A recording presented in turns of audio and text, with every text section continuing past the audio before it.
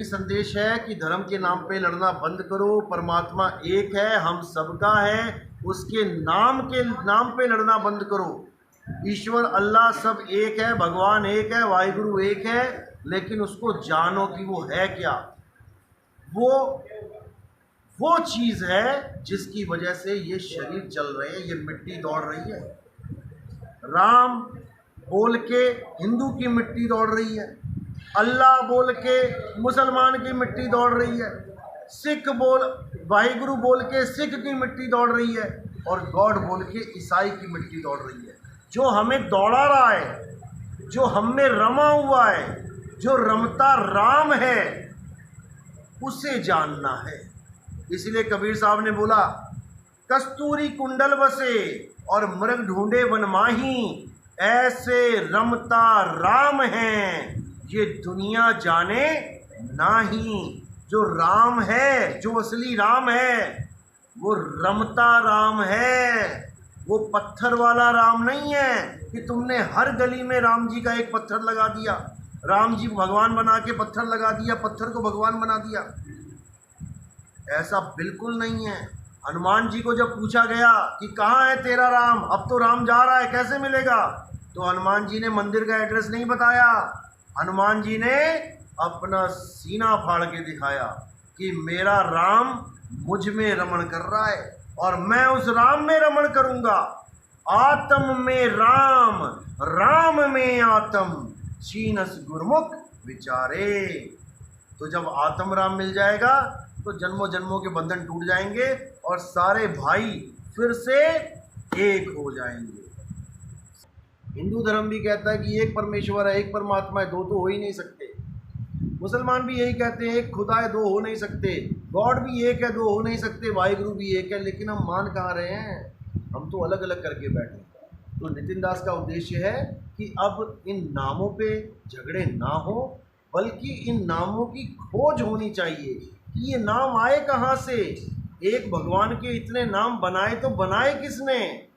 इसको जब आप खोजेंगे तब आप इन नामों से, यानी 52 अक्षरों से, यानी वर्णात्मक नामों से, यानी अल्फ़ाबेट से परे हो जाएंगे और तब आप उस एक परमात्मा के बारे में जान पाएंगे। मैं किसी पवन सैनी देश की आवाज़, मैं एक ऐसी शख्सियत, ऐसे गुरु से आपकी मुलाकात कराऊंगा, नितिन दास जी जो मदन पंथ से हैं। मैं गुरुजी से पूछूंगा कि आप किस उद्देश्य के साथ सत्संग करते हैं, आपका उद्देश्य क्या है।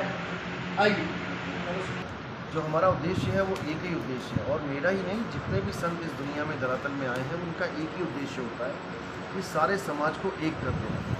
जो हम धर्मों के नाम पे अलग अलग हुए बैठे हैं, हिंदू मुस्लिम सिख ईसाई, हम सब अलग अलग होके बैठ गए हैं, जबकि गहराई में जाओगे तो हम सबका एक ही परमात्मा है। हर धर्म की किताब आप पढ़ेंगे उसमें यही लिखा है कि भगवान ने दुनिया बनाई, अल्लाह ने दुनिया बनाई, गॉड ने दुनिया बनाई, वाहिगुरु ने इस जगत की रचना करी।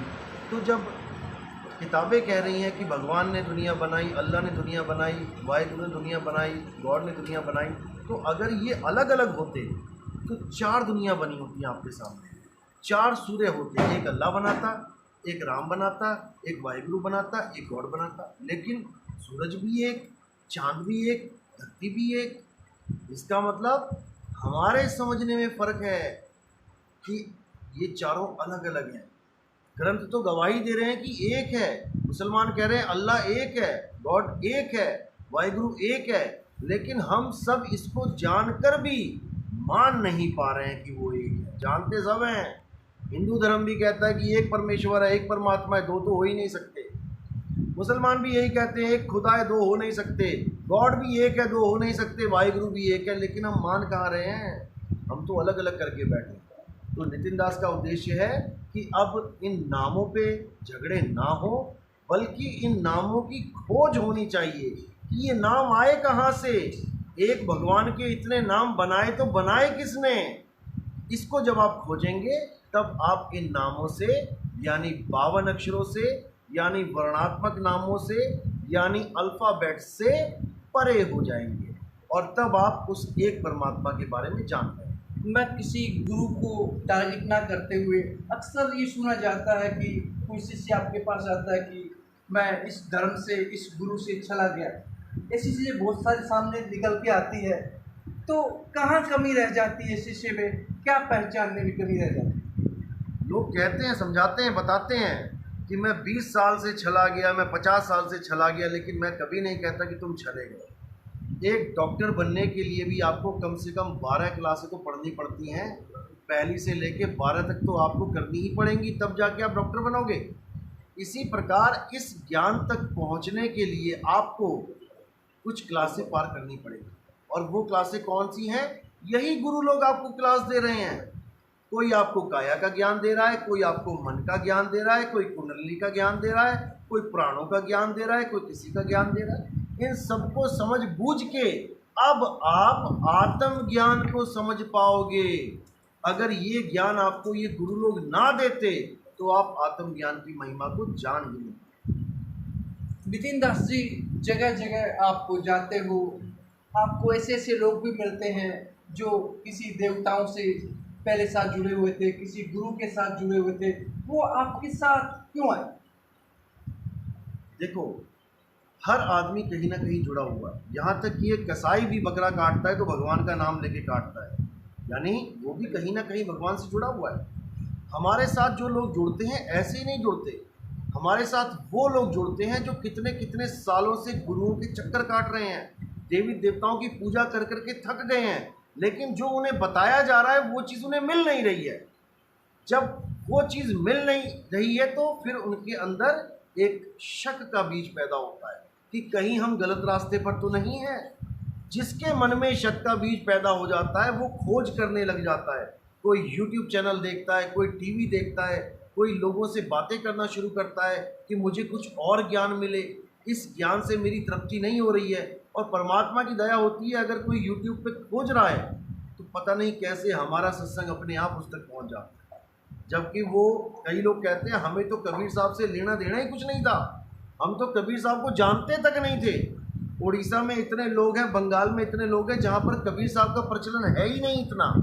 वो लोग भी इस सत्संग को सुन के अपने आप खींचे चले आए, क्योंकि हमारा सत्संग किसी एक व्यक्ति विशेष पे नहीं है।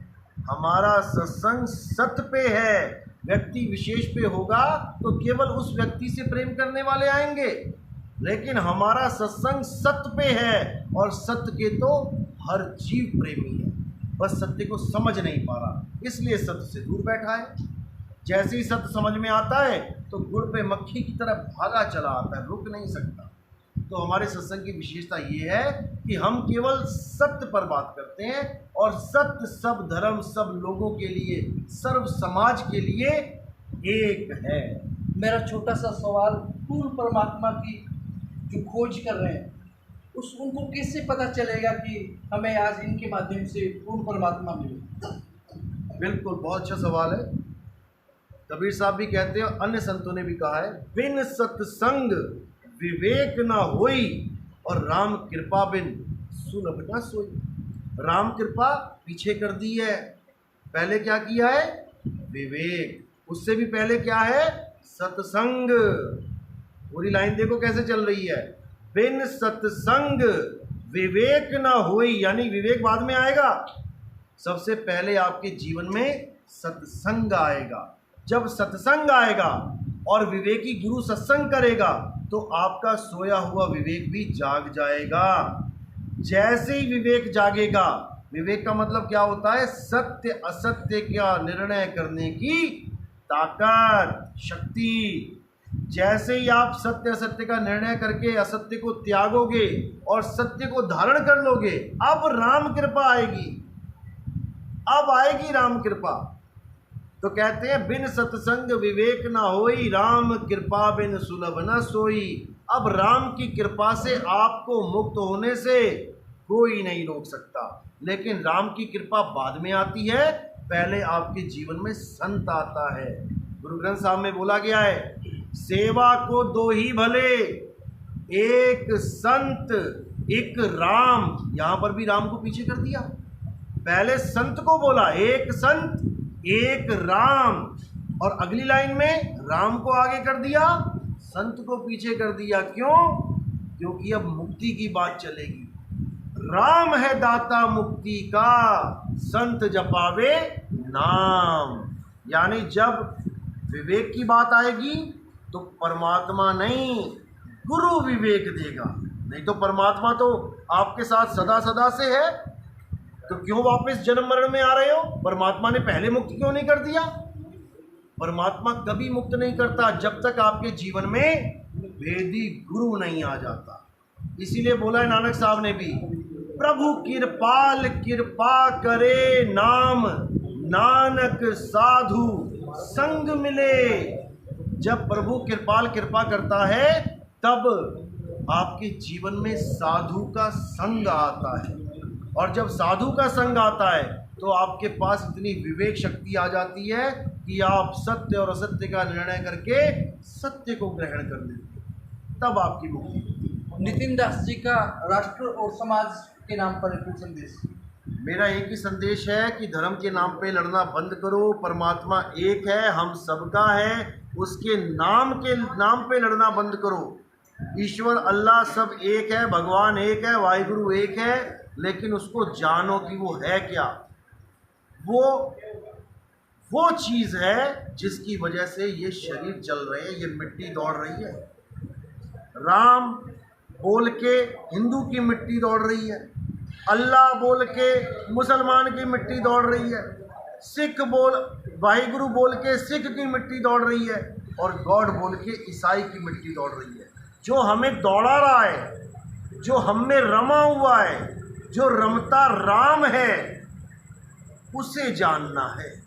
इसलिए कबीर साहब ने बोला, कस्तूरी कुंडल बसे और मृग ढूंढे वन माही, ऐसे रमता राम है ये दुनिया जाने नाही।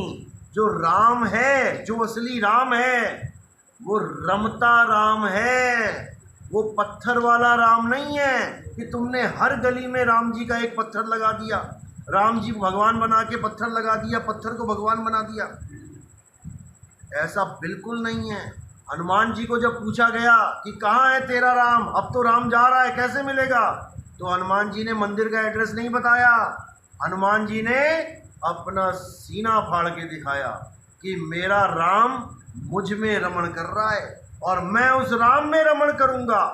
आत्म में राम, राम में आत्म, छीनस गुरमुख विचारे। तो जब आत्म राम मिल जाएगा तो जन्मों जन्मों के बंधन टूट जाएंगे और सारे भाई फिर से एक हो जाएंगे। अभी आपने नितिन दास जी को सुना, और आप प्रतिक्रिया अवश्य दें गुरुजी की वाणी को, और अगर आपको आज कुछ लगा हो तो आप नितिन दास जी को फॉलो करें, इनके सत्संग सुने। धन्यवाद।